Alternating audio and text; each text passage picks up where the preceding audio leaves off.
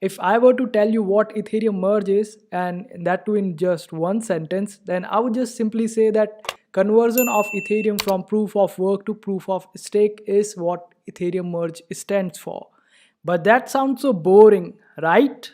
Well, welcome to our channel, and today I will tell you exactly why this Ethereum merge is interesting and also why it is historic. So sit back and relax, and by the end of this video, you will get to know everything about this Ethereum merge. I will try to keep the language of this video as simple as possible, so even if a person who is not from a technical background can understand it. So basically this video is for every curious person out there.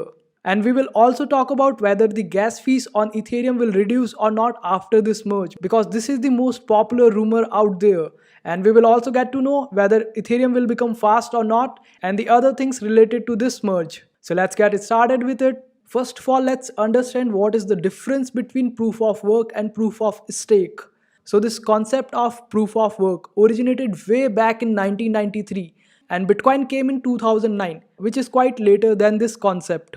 And then came the younger brother of Bitcoin, that is our very own Ethereum in 2015. But since Bitcoin worked on proof of work and Ethereum wanted to prove its worth by being way more efficient than Bitcoin, so that's why Ethereum wanted to work on proof of stake right from the beginning.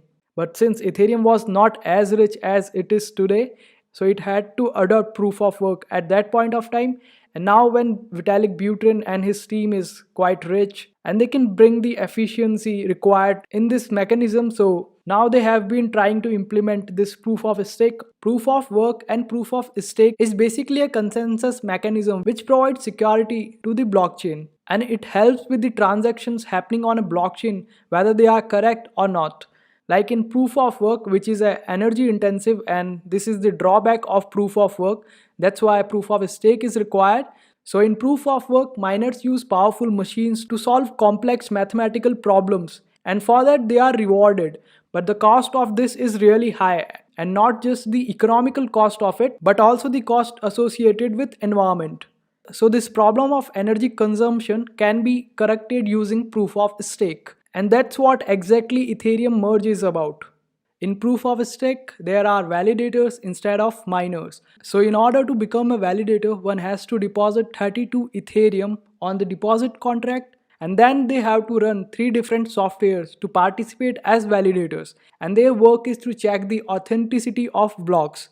So this concept significantly reduces the need for hardwares and the GPUs to be precise. And if some validator is found misbehaving, there is a huge penalty on them, unlike in proof of work. Though Ethereum might be rich now and have the required funds to do any kind of changes in their ecosystem, but it is not as easy as it sounds, as the real challenge to convert proof of work to proof of stake while keeping the Ethereum blockchain alive and without shutting the functions of Ethereum blockchain is really a tough job.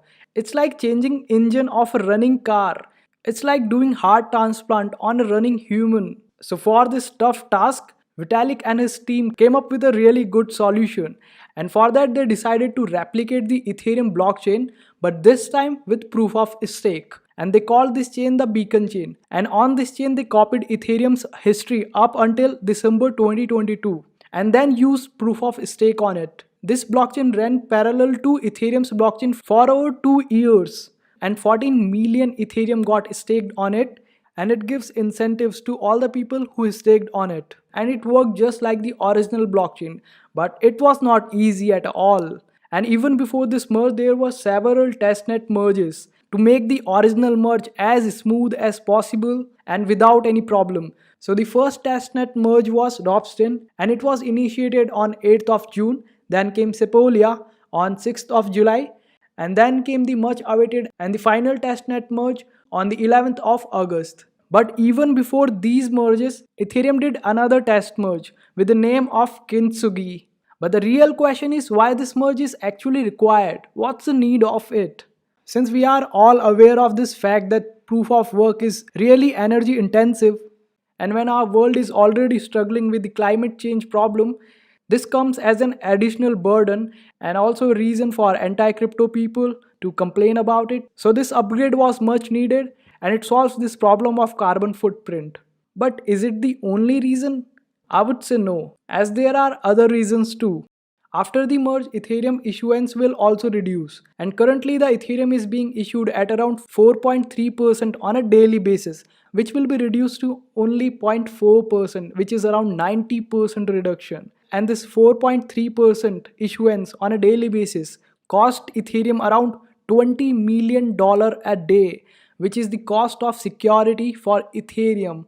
And this reduction in issuance will also impact the supply of Ethereum.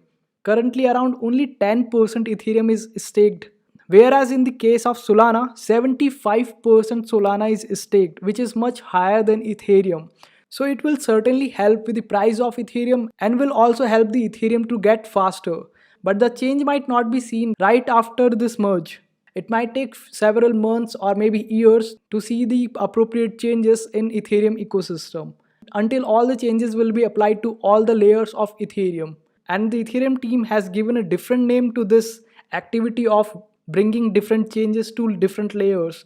I don't know if it is cool or lame. Let me show you and you decide if it is lame or cool. So the name is Proto Dank Sharding. And when this Proto Dank Sharding will take place, the Ethereum will be lot faster than what it is today.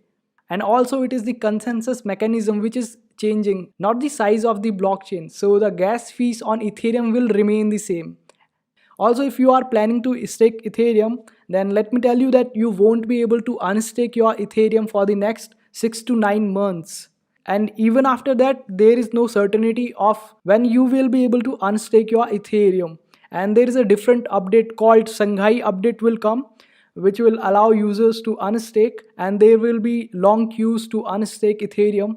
Since everyone cannot be allowed to unstake on the same day, as it will bring a huge impact on the price. There will be an increased sell pressure on Ethereum's price when this unstaking event will take place, because the people who have been generating interest on their Ethereum staking would want to sell it and earn profits through it, or maybe more and more people want to stake their Ethereum just like the Solana.